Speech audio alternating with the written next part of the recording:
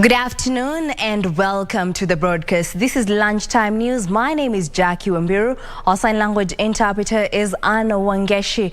Well, we have a comprehensive bulletin lined up, and to kick us off, we shall be taking a look at matters politics, where Agano Party presidential candidate David Mwaure has vowed to deal with corruption by ensuring equity and access to justice should he be elected the 5th president of Kenya. Mwaure urged Kenyans to rally behind his candidature come August 9th polls. His running mate Ruth Mutua blamed the current government of not doing much to address unemployment, adding that their ticket would address this by providing an environment that attracts investors. In our manifesto, we are looking at this whole giant of corruption. That's key. We want to fight it. We want to be the government that will kill corruption kabisa, na inawezekana. Singapore, Malaysia, Botswana, kwingine, Finland, wameiua. Nani resolve, determination, na straightforward. We will go and recover our monies that's lost. We will create industries. We will increase money in the grassroots because our economic policy is empower the people. When we empower the people, we empower Kenya. Why would a sitting president confidently say that we are losing 2 billion in a day? He's supposed to be the chief whip.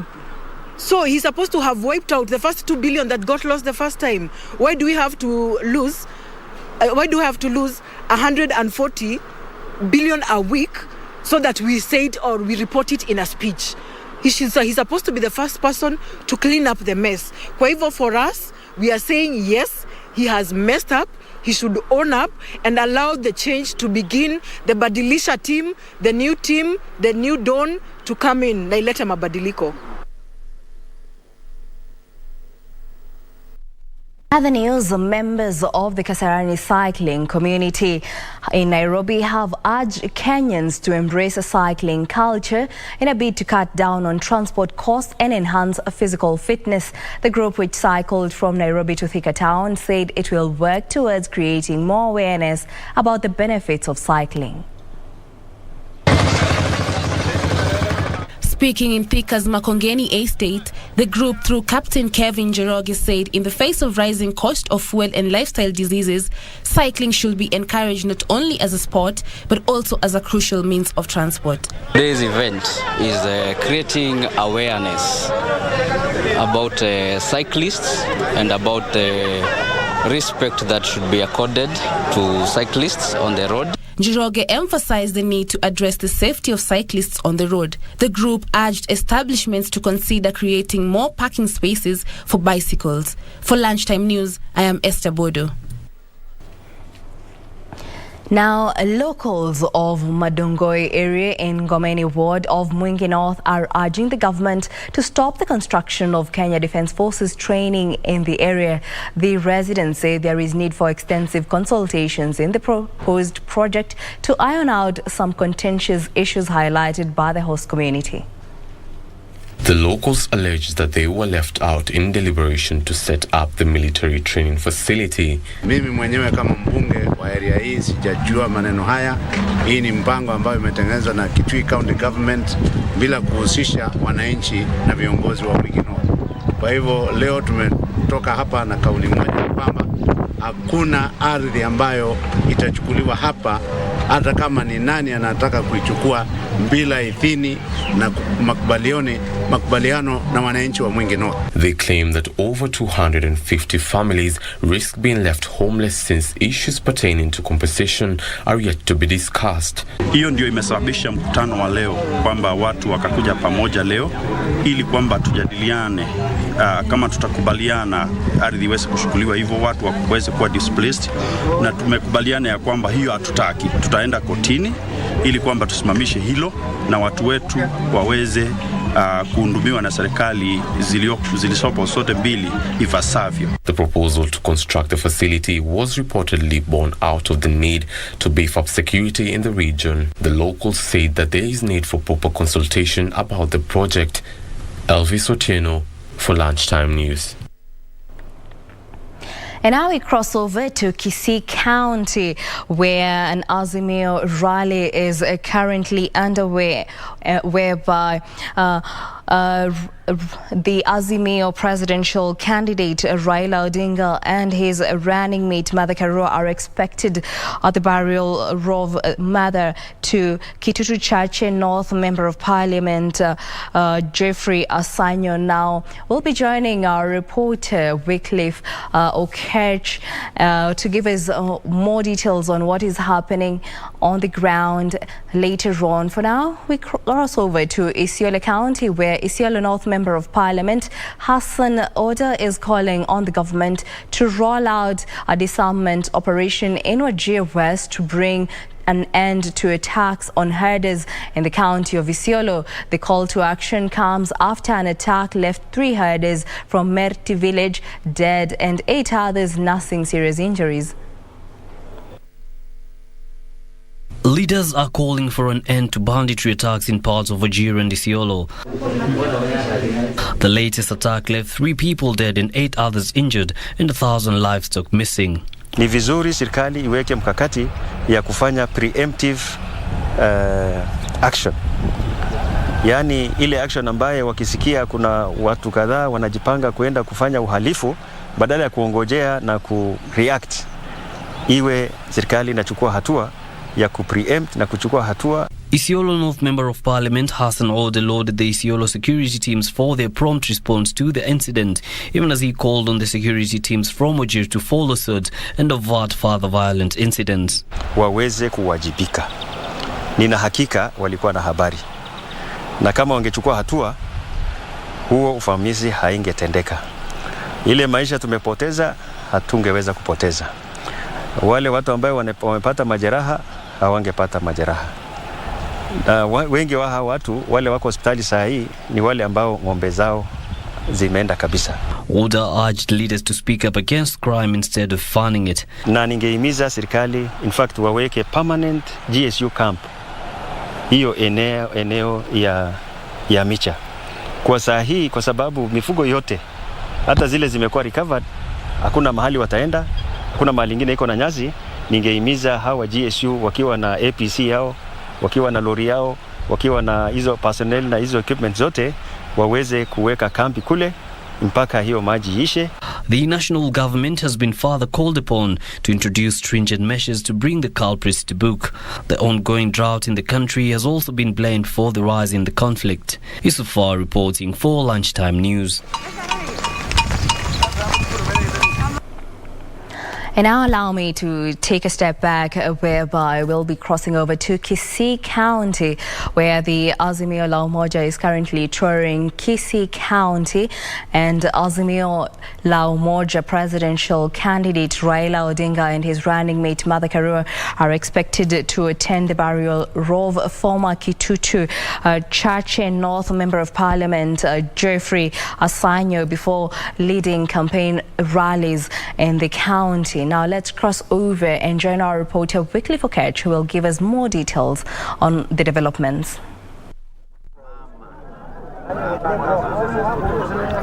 Well, thank you so much, Wambiru, back in Nairobi. Right here, we are at a stadium called the Nyamarambe Stadium here in the South Mugirango constituency, Kisii County, where the Azimio presidential candidate and his running mate, Martha Karua, will be heading straight here from the burial that they are currently attending. Like you rightly put it, right now they are attending the burial ceremony of the mother to the former Member of Parliament for Kitutu North Member of Parliament, that is Geoffrey Asanyo.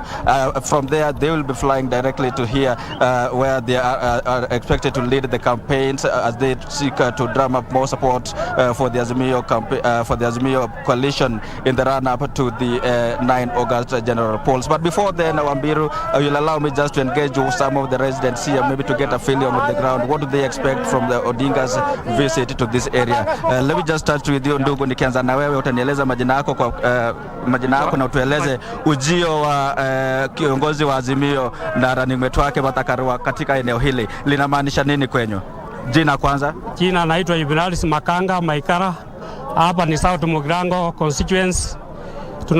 tunatarajia kuita huyu mwenzetu Raila Amolo Odinga na running mate yake Martha Karua. Tunawaombea Mungu awabariki, waendelee kutuongoza kwa hii nchi, wasinde kura yote. Tena tunaombea maso Olongo Nyamweya, mambo ya gavana. Wananchi wanaomba hapa wako 90% kwa Raila Amolo Odinga. 95. Kwa hivyo na juzi tumeona kama muungano huo wa Azimio umezindua manifesto yake. Wewe kama mkazi wa eneo hili, unaona kama yale mambo ambayo yalisomwa pale yanazingatia mkazi wa eneo hili? Kulingana na ile vile alitoa Azimio, walitoa nini yake manifesto, watu wengi wamefurahia area hii, wanataka wapewe hii 6,000 kwa wale watu maskini, wanataka hiyo pesa. Halafu na tena wanataka muombe aendelee kuongoza hii nchi mzuri, kwa vile amepigania ukatuzi amepigania sana, ndio tunamuombea asinde, akuwe rais yetu ya nchi ya Kenya, rais wa 5.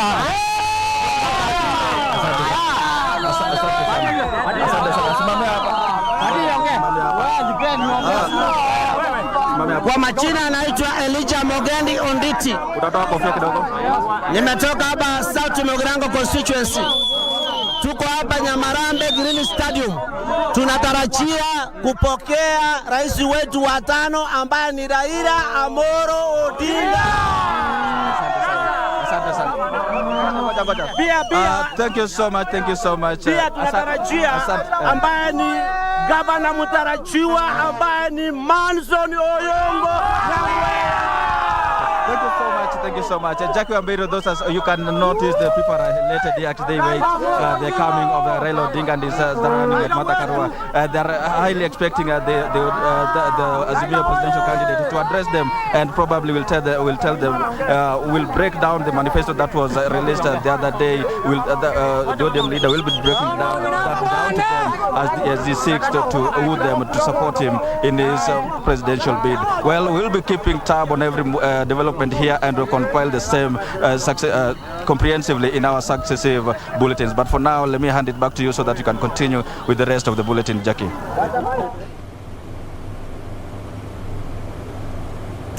Well, thank you so much, Wycliffe Okech, joining us from Kisii County, where Azimio la Umoja presidential candidate Raila Odinga and his running mate Martha Karua are expected to lead campaign rallies in South Mugirango after attending burial service. Now, we shall be crossing over to Windsor Hotel in Nairobi County, whereby the 18th Ambassadors and High Commissioners Conference is currently underway. Now let's cross over, or rather it's in Kiambu County. Let's cross over where our reporter Ben Troinjoy has been manning the ground and will give us more details.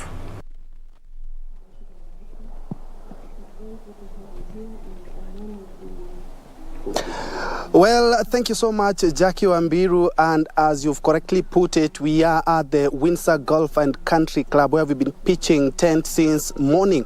Today is actually the second day and the official opening day of the 18th Conference of Ambassadors and High Commissioners right here at Windsor. And the function was officially opened by CS Rachel Omamo, the CS for Foreign Affairs, flanked by her PS Kamau Macharia.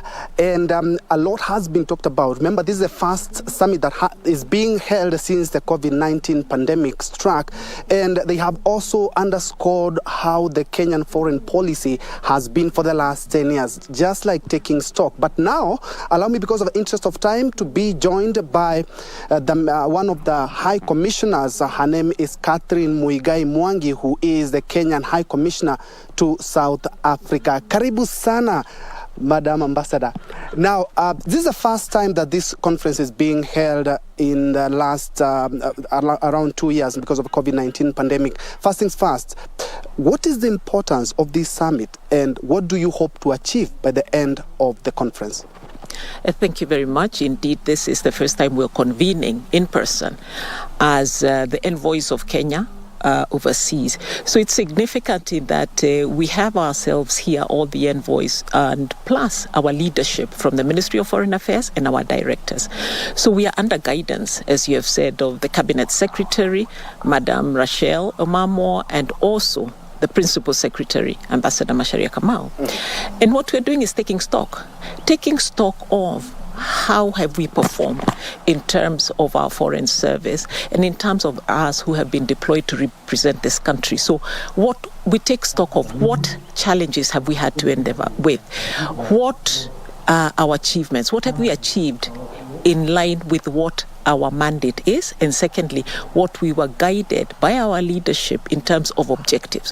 Where are there still opportunities and where are the challenges insofar as our foreign service is concerned? So this is a wonderful opportunity for us then to get together and discuss these issues, and especially really to focus on the opportunities and come up with strategic recommendations that will continue to inform how we go about our foreign service for greatest impact for this nation, and of course for influence, and to ensure that the image of Kenya continues to be right and continues to be in the space that it is supposed to be, which is basically, I think, Kenya in the world today is respected, it is recognized as a very developed country in terms of our thinking and the role we are playing in not just the continent, not even just this region, but in the world. Yeah, Madam High Commissioner, this is the first time that you're holding this conference since Kenya was elevated in the UN Security Council. How has that impacted Kenya and the security in the region? We have Eastern Congo, we have Southern Sudan, we have a lot of security challenges in Africa. Absolutely. I think the Kenya, as a member of the UN Security Council, has played a critical role in the area of peace, security, and stability. And our office, especially in New York, has been in the forefront discussing and especially representing African interests. And it really has been a big success story. And His Excellency President Uhuru Kenyatta himself, who is so engaged in the issues of the region, especially to do with peace, security, and stability, and the issue of integration, has led us in an excellent manner to be able to engage with the world and present African issues and ensure that the decisions that are being made, whether it's the UN Security Council or any other forum, is in the interest of Africa. So I believe at the UN Security Council we've had this opportunity to put Africa's issues, Africa's challenges, and what we wish the world to know and do about Africa in the forefront. Thank you so much, Madam High Commissioner. I've been speaking to Madam High Commissioner, who is the High Commissioner for South Africa, and because of interest of time, I'm going to hand you back to studio, but unfortunately, we are out of time. I wanted us to interview also the ambassador to Germany. If you can allow me just one question, very quickly, in 30 seconds, sir. What do you aim to achieve, and how has Kenyan been able to address the challenges that have been, and especially with the COVID-19 pandemic? Thank you very much. It's important that we cherish the incredible achievements our government has put together in the past 10 years. Kenya espouses a rules-based ethos in advancing its international relations. This ethos is the one we use in driving our international relations.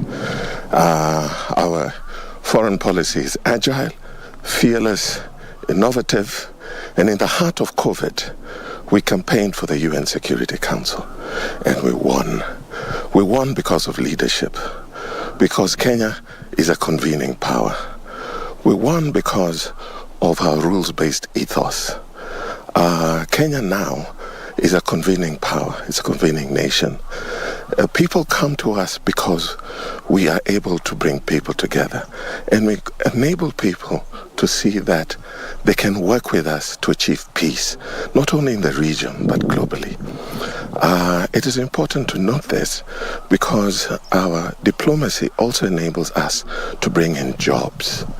Over the past 10 years, we've been able to bring so many conferences which have resulted in incredible opportunities for business, for people with disabilities, for jobs and so on. Now we have in Nairobi here the United Nations Environment Program, the headquarters of the United Nations, the only one in the global south. So we're saying that this, together with the work we're doing on oceans, on environmental diplomacy, the world should come together here in Nairobi, not to reinvent the wheel, and to enable us also to push our agenda on the blue economy. So this is important for us to cherish our achievements and to look forward, that even as we go forward, we do not reinvent the wheel. The foundation is there, and this is the foundation we need to use to advance our cause into the future. Thank you so much, Ambassador. Thank you so much. And of course, we have 120 plus former and even retired ambassadors right here, and this conference will go all the way to 18th, and we'll keep a keen eye to inform you what transpires or what is decided at the tail end of this conference. Back to you, Jackie Wambiru.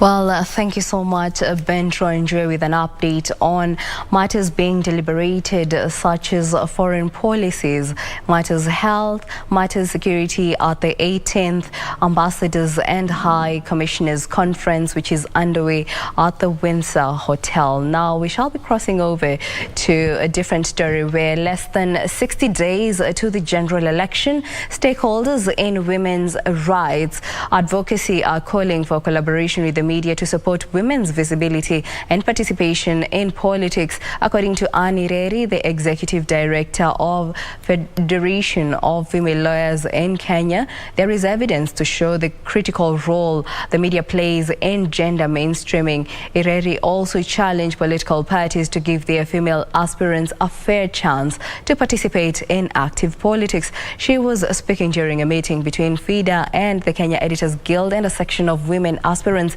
acknowledging the gender gap in media coverage. Stakeholders from the media sector challenge women seeking elective posts to be flexible and always ready to take up opportunities for media coverage to enhance their visibility.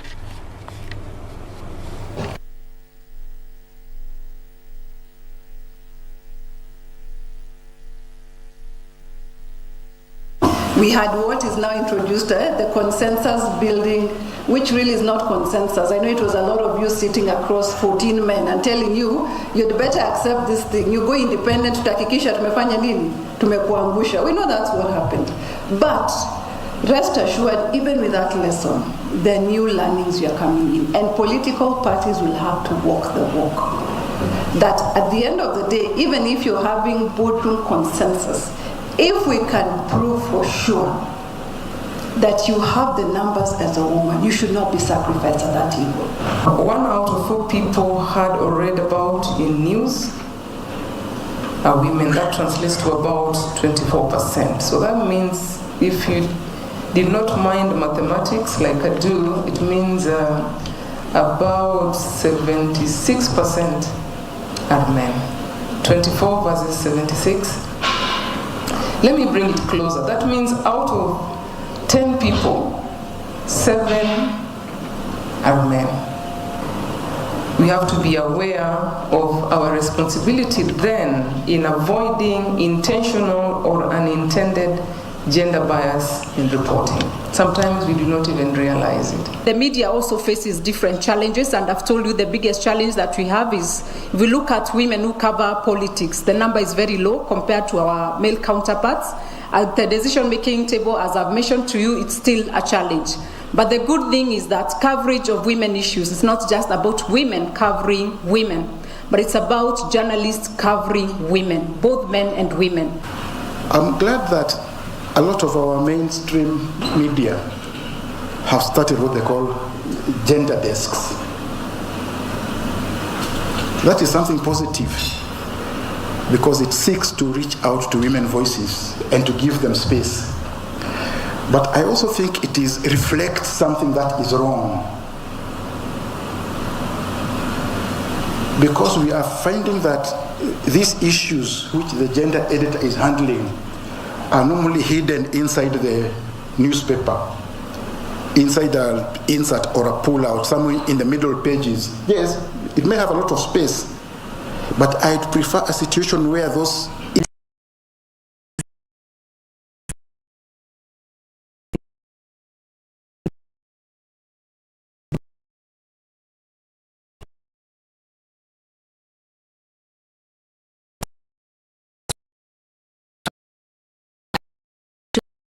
the runway to showcase their talent and prowess in modeling. The event was used as a curtain raiser for the World Albinism Day being commemorated on Monday. Organizers said the fashion show is one of the ways of fighting stigmatization against persons living with albinism. We want to change these perceptions, ladies and gentlemen, because stigma and ignorance are our greatest problem. In fact, the biggest challenge of disability is attitude, which we need to actually overcome. Tunashukuru kwa sababu tumepata mashirika yametusupport ili kuendeleza hii agenda, ili tuweze kuonyesha watoto wetu ya kwamba self-esteem ni kitu ambacho tunaweza kukikataa na tuendelee kushughulika na mambo ya kujiendeleza. Na ile uwezesho watapata kwa kusimama mbele ya watu na kuweza kuongea, tutawapatia pia training ili waweze kurepresent the society Kenya, Africa and globally at the end of it all. Nominated Senator Isaac Mwaura said there is need for the national and county governments to increase their support to the community through funding. The 2019 census gave our figure to be 9,729. The people who are benefited from this program are only 3,500, including those who have vitiligo. So majority of the people are not still benefiting. We need a budget of about 400 million every year if you're to target everyone. Right now the budget is about 100 million under the National Council for Persons with Disabilities. So there is need to have more advocacy. Senator Mwaura urged the government to also consider nominating persons with albinism to higher offices. There's a UN action plan. We need the government of Kenya to support the appointment of the AU Special Envoy on Albinism, so that then all of African countries can have an ambassador on albinism who can champion for these rights, including Kenya. The World Albinism Day is being commemorated at the Karisa Maitha grounds in Malindi, Kilifi County. For Lunchtime News from Mombasa County, I am Anburu. That report by Anburu brings us to our first break here on Lunchtime News. Don't go too far, we still have more news coming up.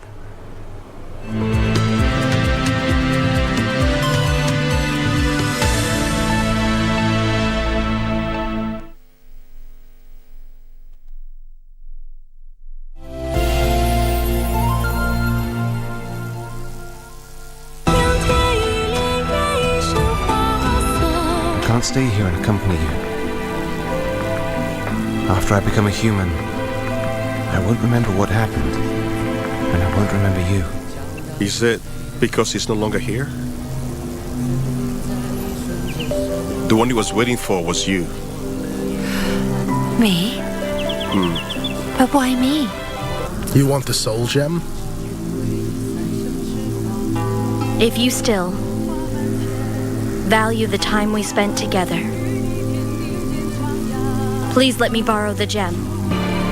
That day I met you was the worst thing that ever happened to me.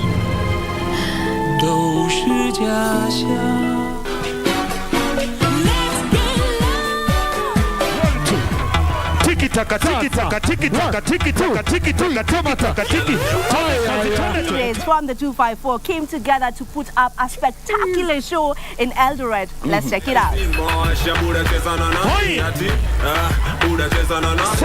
The Film Commission is mandated to develop and promote the local film industry and attract international productions in the country. Luciano the Messenger killed the show as he looked really composed.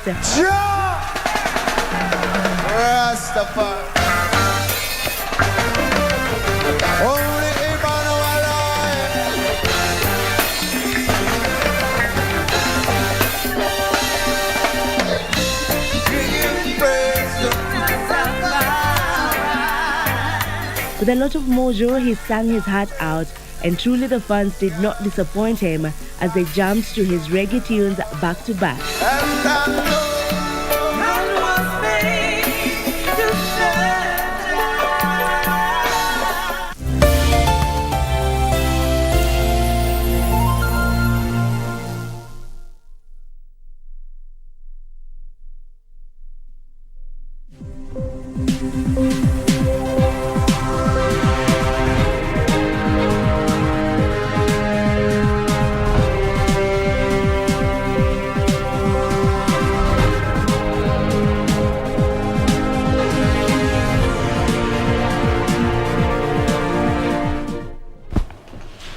Welcome back, and now to kick us off in the business segment, we have our guest in studio, who is engineer Dr. Johnson Matu, who is a board member at the Engineers Board of Kenya, to help us understand the third engineering partnership convention, which kicks off mid this week at the coast, bringing together, among other, policymakers, industry experts, academicians. We do apologize for that.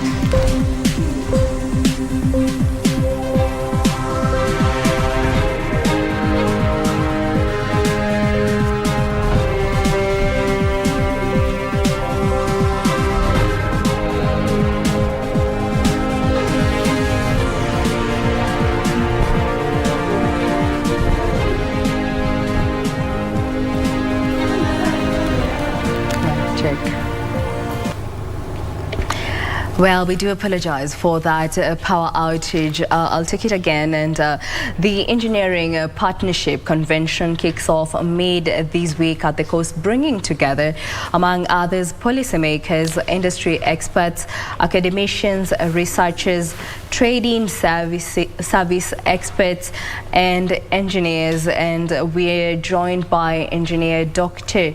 Johnson Matu, who is a board member at the Engineers Board of Kenya, to help us understand how the convention will champion the shift to outcomes-based engineering education, the opportunities for growth, as well as safeguarding public safety and welfare in engineering services. Welcome to the studio, Engineer Matu. Thank you, Jacqueline.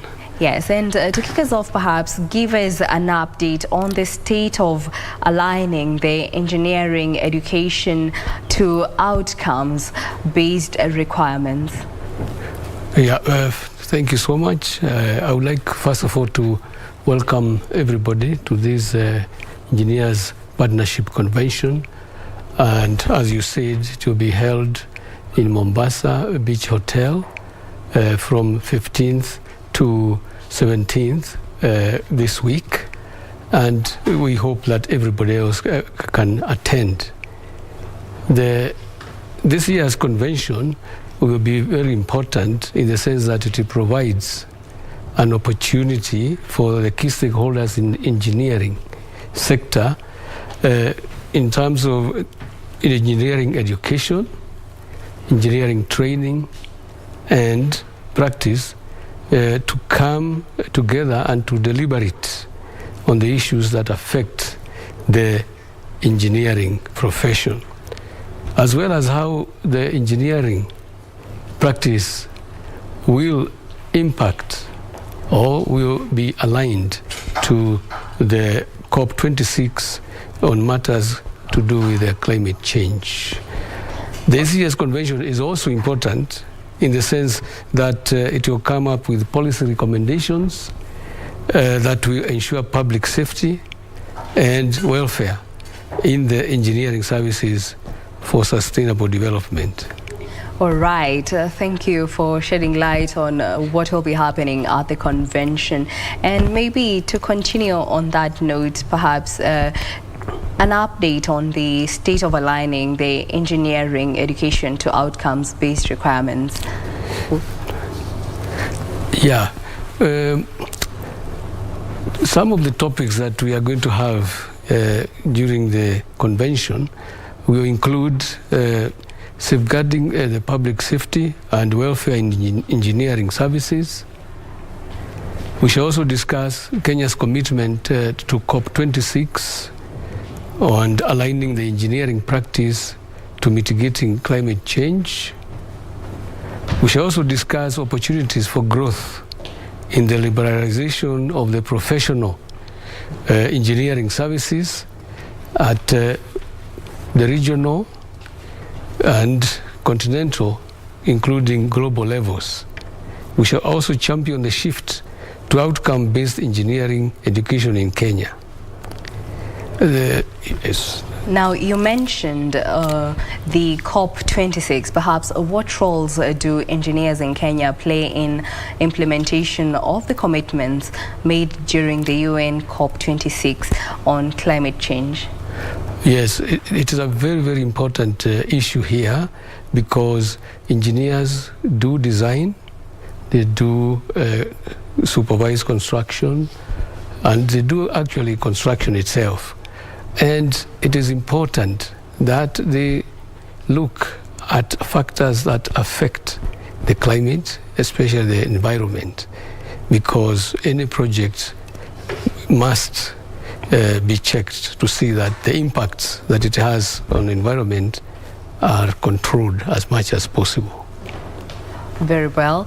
Perhaps what is the technical capacity of engineers in the counties for implementation of professional engineering services? Yeah, I think at the county level, we have been facing some major challenges in that there is not adequate capacity. We have gone around the country, we have gone to many counties, and we have seen that they have not been able to employ professional engineers who have been registered by Engineers Board of Kenya. And most of the engineers who are employed by the county are graduate engineers. These are engineers who have come from the universities but have not gone through the necessary training and have not achieved the necessary experience to be able to come for interview at the Engineers Board of Kenya and to pass some exams which are set by Engineers Board of Kenya and sometimes our Institution of Engineers of Kenya.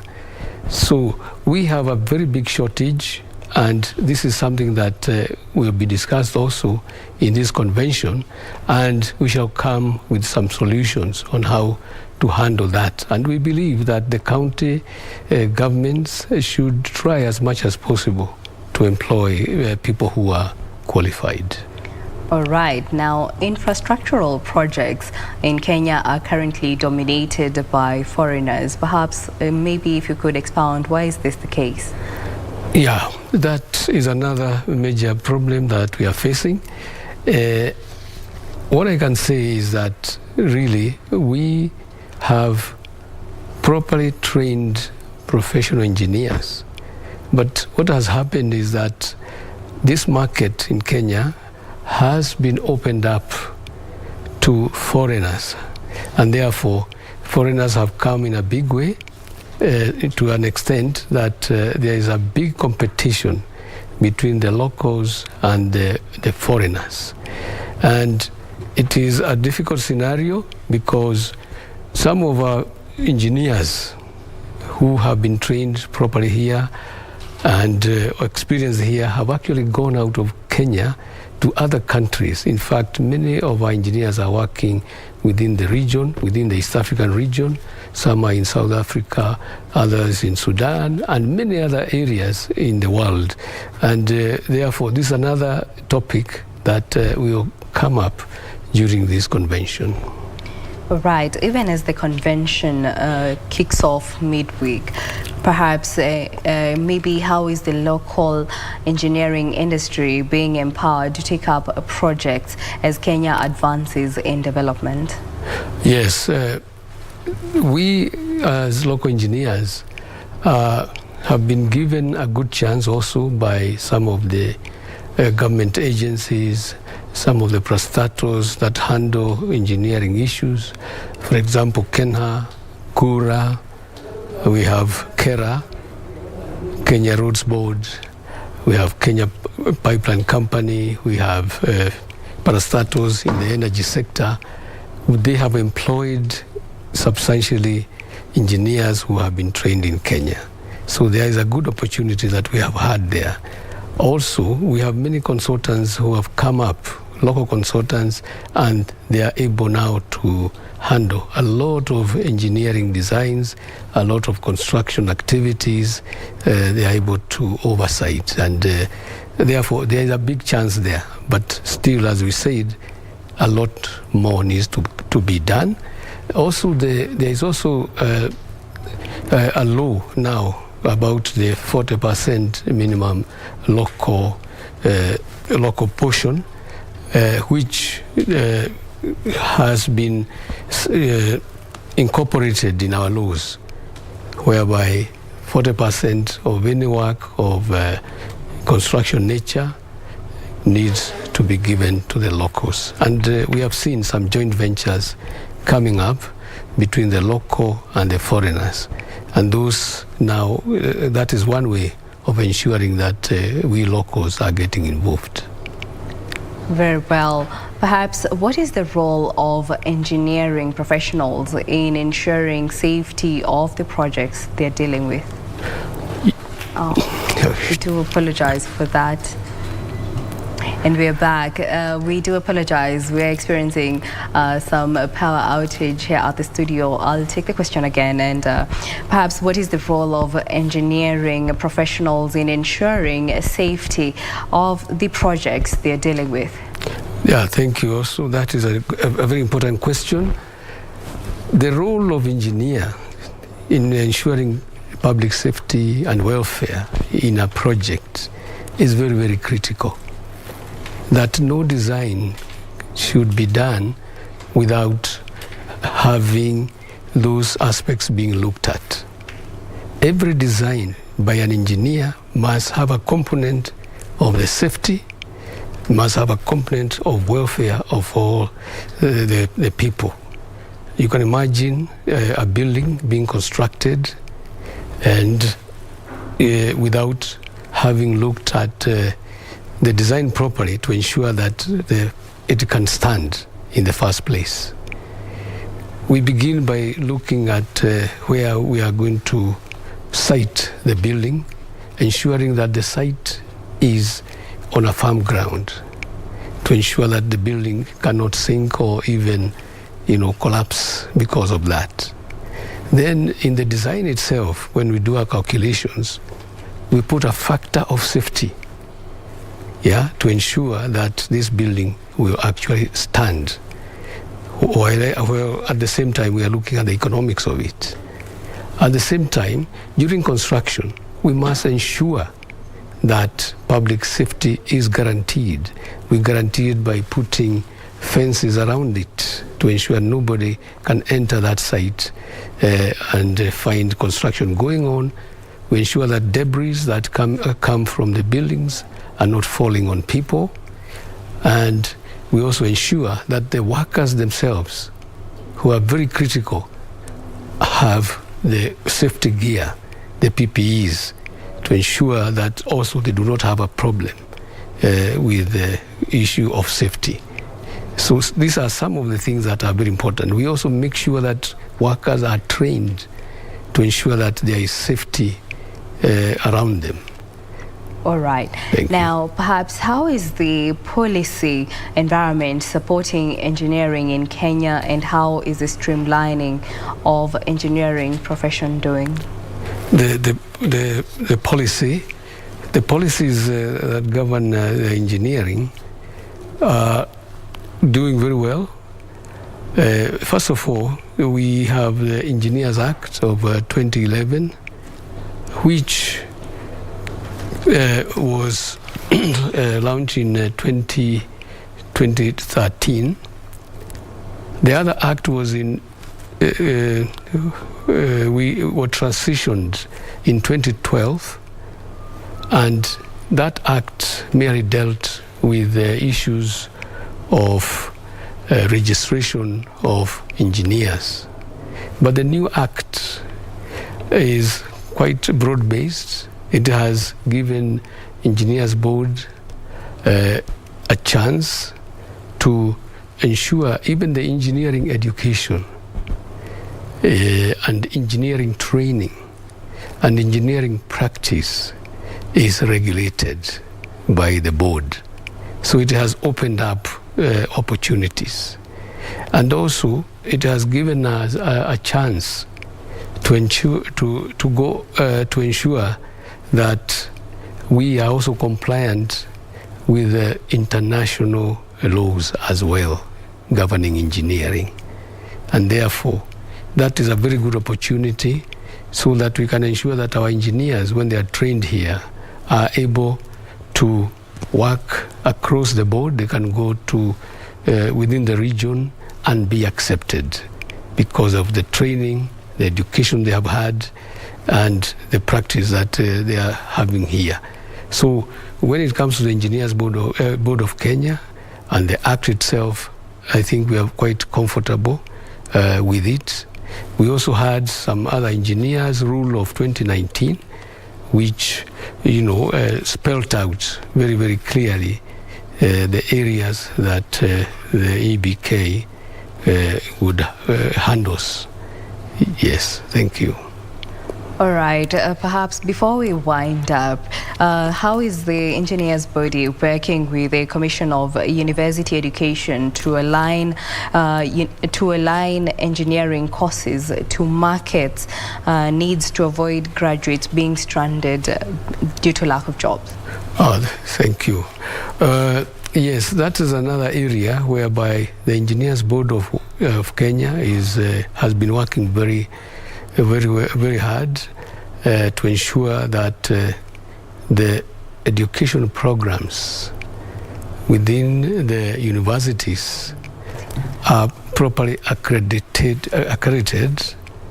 to ensure that those programs are acceptable, and they are not only acceptable but also acceptable to the industry itself. So whoever comes from the university is able to directly go to the industry out there and be accepted. And therefore, we have been having collaboration with the Commission of University Education, but of course, there is a small issue that is still to be handled, whereby the Commission of University Education has been given the sole mandate of accrediting the programs at the university. But we are in discussion whereby we are looking at an MOU between us and the Commission of University Education to allow us to at least advise them and also ensure that those programs at the university are acceptable, not only here locally, but also internationally.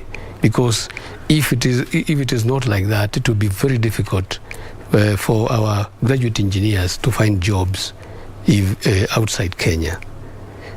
Thank you. Perhaps, sir, do you have any closing remarks? Yes, I think the closing remarks is what is the future of our engineering. And what I can say is that the future of engineering will only get better. Since we have put in place engagement forums such as this, the Engineering Partnership Convention, that brings together stakeholders in the engineering sector and provides a perfect opportunity to discuss issues affecting engineering and how best to tackle them. And as a board, we have developed key policies such as Engineers Rules 2019 and also the scale of fees for engineering. This will ensure enhanced standards and also ensure the public safety. The board has also carried out structural audits out there, ensuring that all engineering structures are checked properly in order to curb cases of collapses of building structures. All right, thank you so much. That was Engineer Dr. Johnson Omatu, who is a board member at the Engineers Board of Kenya. And remember, the third Engineering Partnership Convention kicks off mid this week in Mombasa. Now, we shall be crossing over to the DCI headquarters, whereby the launch of the state-of-the-art Directorate of Criminal Investigation Forensic Laboratory is being launched by President Uhuru Kenyatta. In attendance as well is the Interior Cabinet Secretary, Dr. Fred Matiang'i. And let's cross over and listen in. Occasions for the National Police Service. Your Excellency, sir, today is your day. What I want to confirm to you, Your Excellency, the fraternity of the National Police Service, you have made us proud. You have taken us to another level of our capacity in investigations that will go beyond the borders of this country. And Your Excellency, with your permission, this facility is also going to benefit beyond our need where it will be possible. I know these officers, particularly the DCI officers and the rest of the National Police Service, they are very happy today. We have been waiting for this moment. It has come. Now we are going to showcase and we are going to have a different way of doing the same job. With those few remarks, Your Excellency, I would like also to take this opportunity to invite the Cabinet Secretary to make his remarks before he invites you for your speech. CS, sir.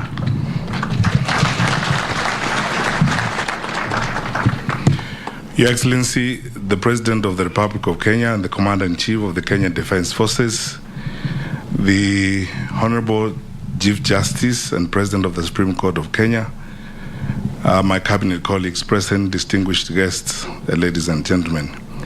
Your Excellency, sir, with your very, very kind indulgence, before I invite you to speak and before I make some remarks, may I very humbly invite the Honorable the Chief Justice, who is the chairperson of the National Council for the Administration of Justice, to make a few remarks before I make mine.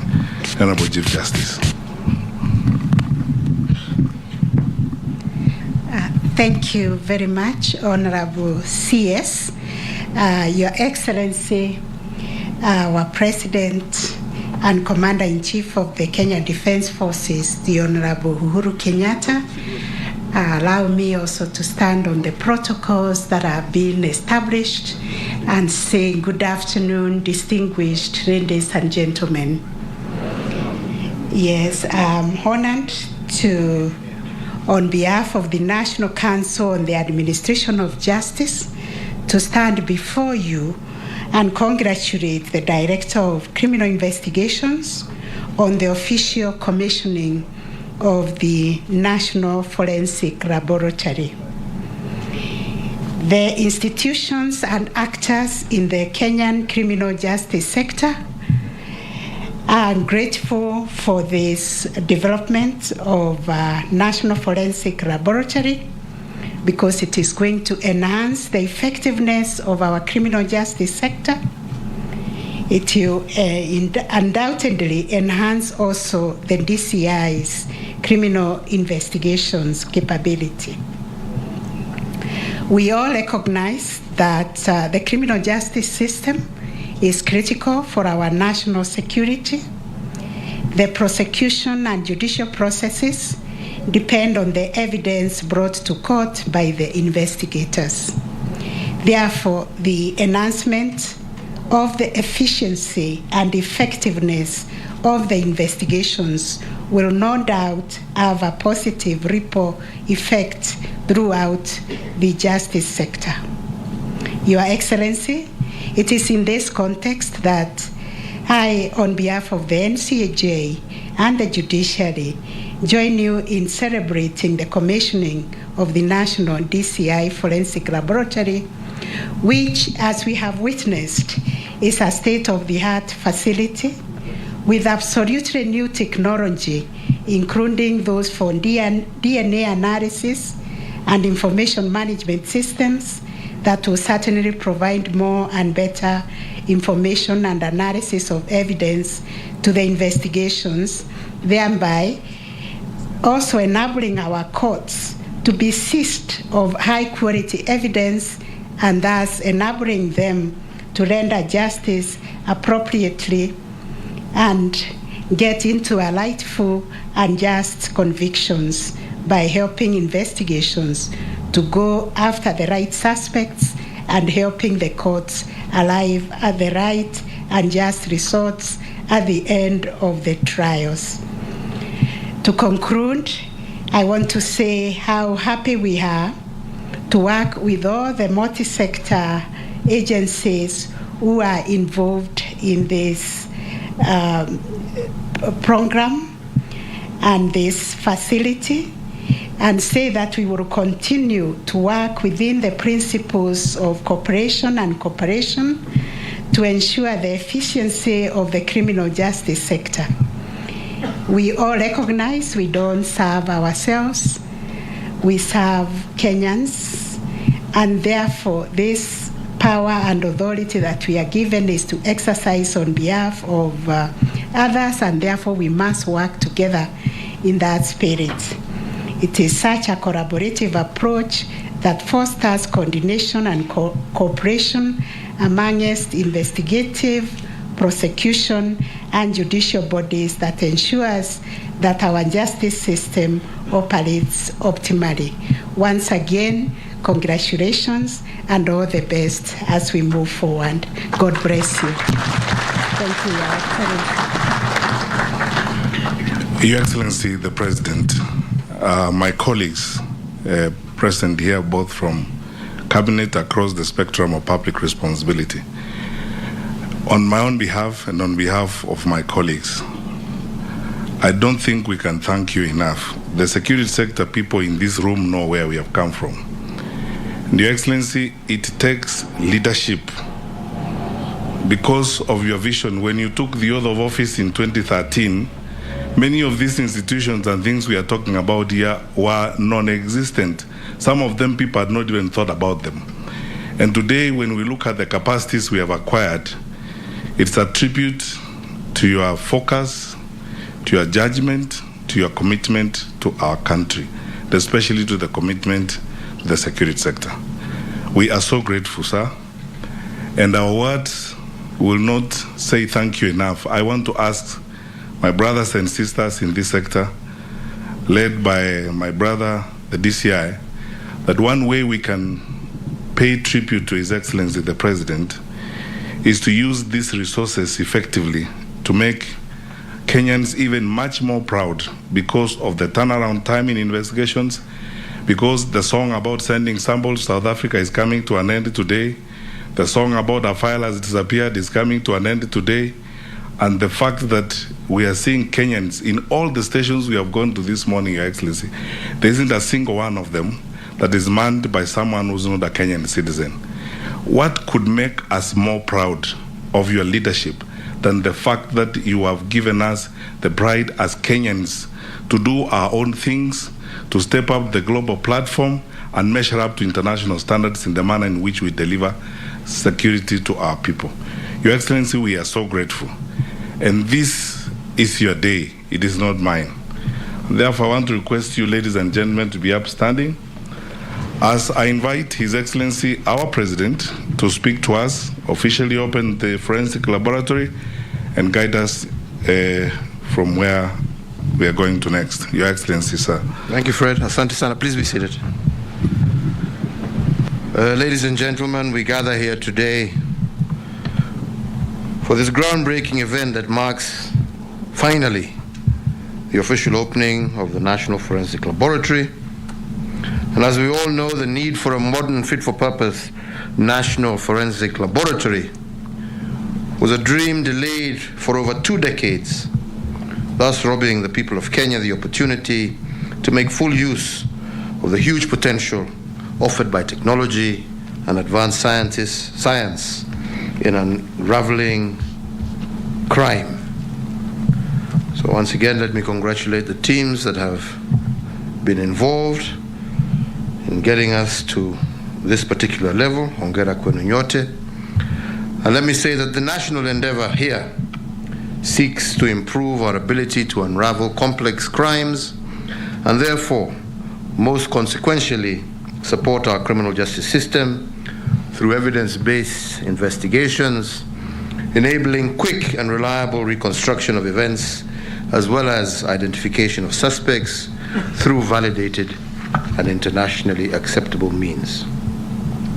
The evidence-led investigation that is enabled through these enhanced forensic capabilities will also help steer the modernization of the Directorate of Criminal Investigations, and ensure that the Directorate meets the international policing norms and standards. As a supplementary dividend, it will also protect our police officers from unfounded allegations that have been there in the past. So this is therefore a milestone achievement. Through the ultra-modern facility, our shared commitment to unraveling capital offenses such as murder and robbery with violence and combating emerging and transnational organized crimes such as terrorism, drug trafficking, illicit arms trade, counterfeiting, smuggling, and offenses against wildlife also gets a monumental boost today. Let me at this juncture contextualize the reality we are confronted with. Over the past 2 decades, crime, as we have known it, has dramatically changed and expanded into new frontiers. 2 decades ago, cybercrime was still a niche concern, cryptocurrency was still an abstract concept, and the manipulation of digital resources to facilitate or to obscure real-world crimes was relatively rare. Today, criminals and their networks are using and utilizing advances in technology, as well as our increased interconnectivity, to advance their nefarious goals.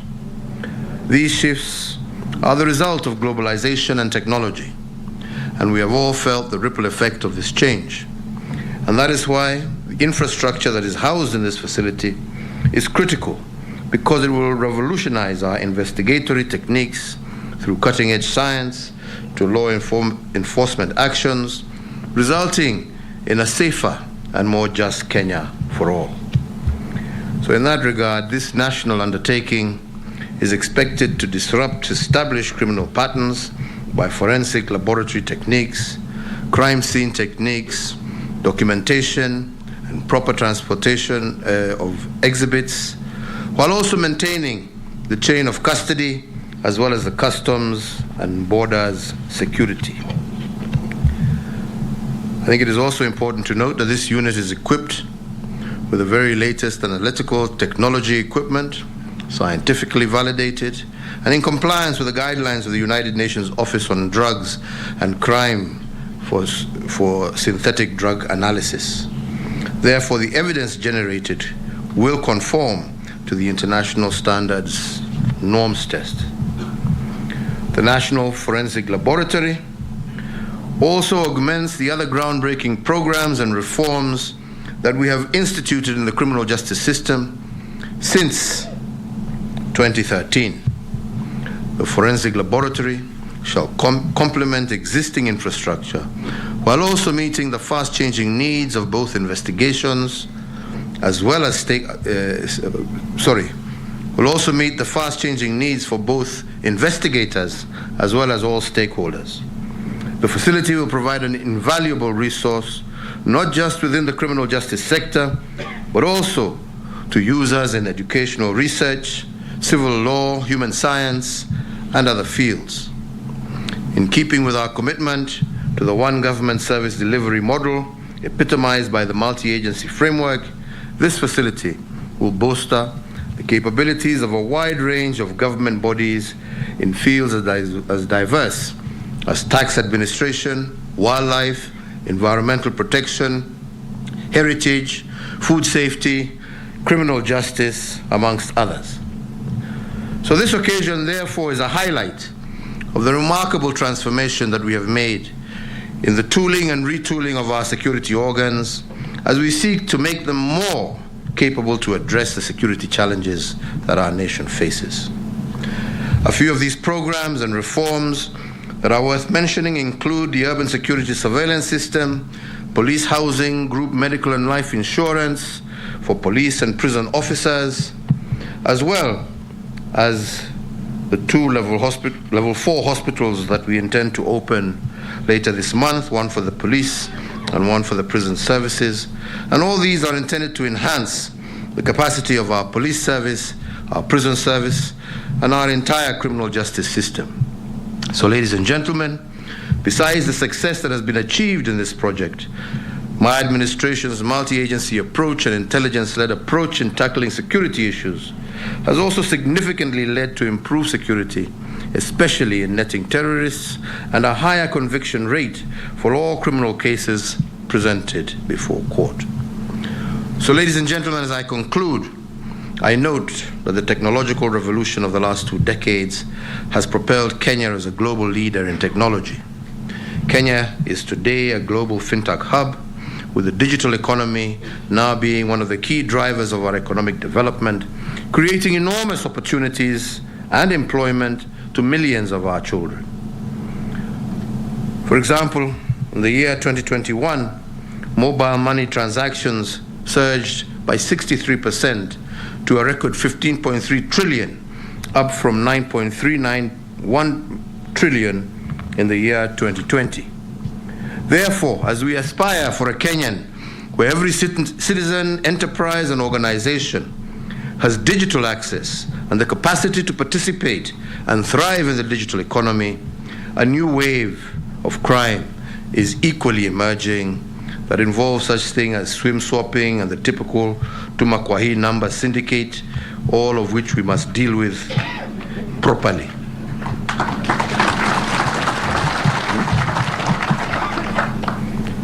So today, even as we inaugurate this facility, I do direct that the Ministry of Interior, jointly with the Ministry of ICT, through the Communications of Kenya Universal Service Fund, to come up and to inform me within the next 2 weeks of how they can further strengthen the capacity of the cybercrime unit with this laboratory that we have just seen here. I also do further direct that the National Police Service will introduce mandatory and continuous professional development programs on cybersecurity for all officers charged with criminal investigations.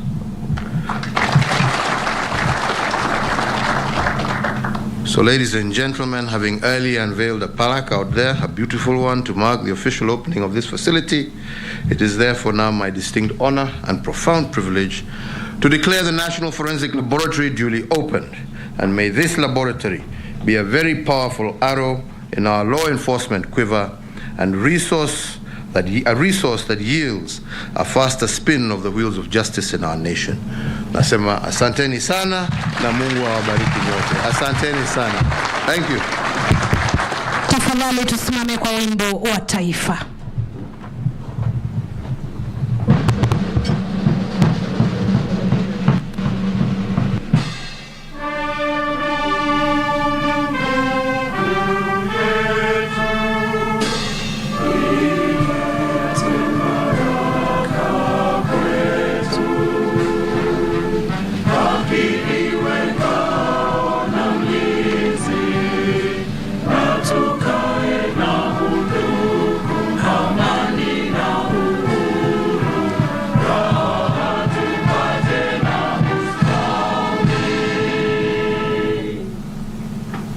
Sote tuketi tumruhusu Mheshimiwa Rais aweze kutoka kwa ihari. Tafadhali.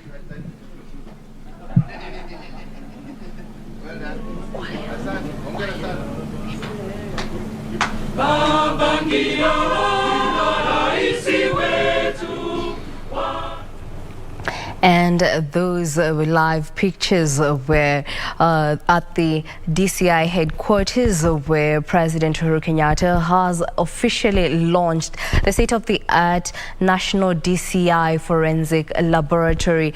President Uhuru Kenyatta stated that it is a milestone achievement through the modern state-of-art forensic laboratory which will revolutionize and support the criminal justice system.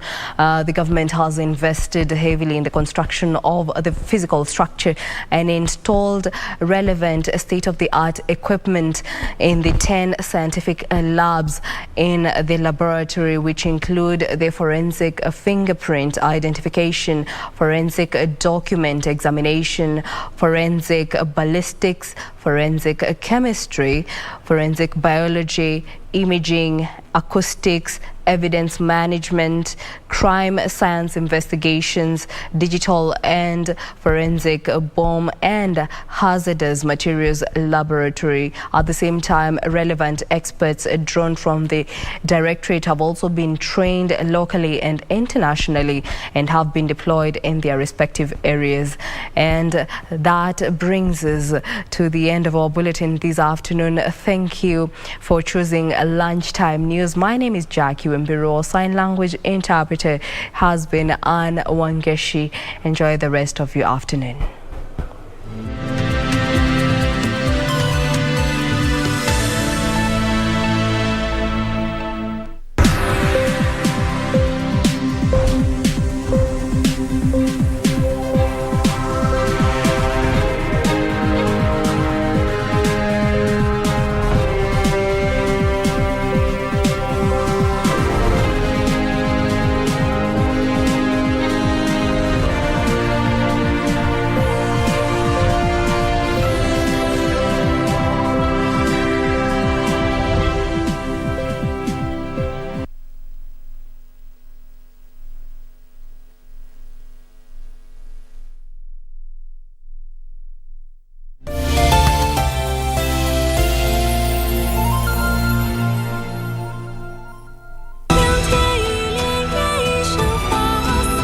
I can't stay here and accompany you. After I become a human, I won't remember what happened, and I won't remember you. Is it because he's no longer here? The one he was waiting for was you. Me? But why me? You want the soul gem?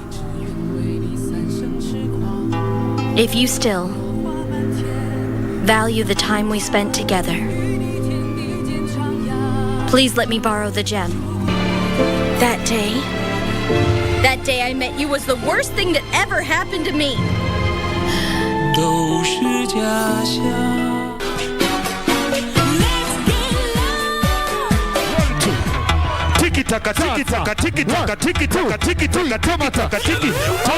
Candidates from the 254 came together to put up a spectacular show in Eldoret. Let's check it out. The Film Commission is mandated to develop and promote the local film industry and attract international productions in the country. Luciano the Messenger killed the show as he looked really composed.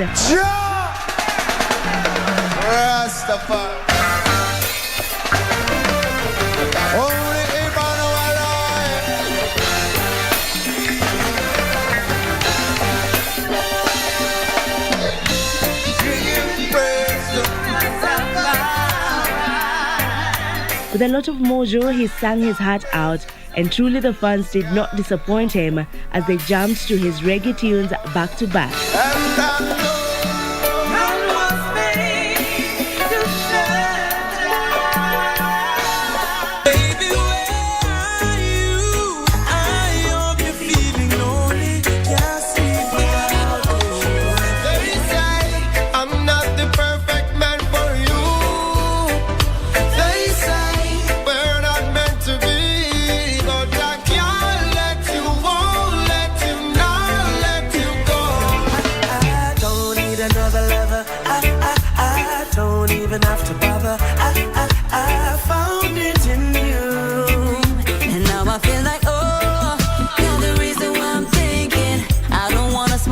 Cigarettes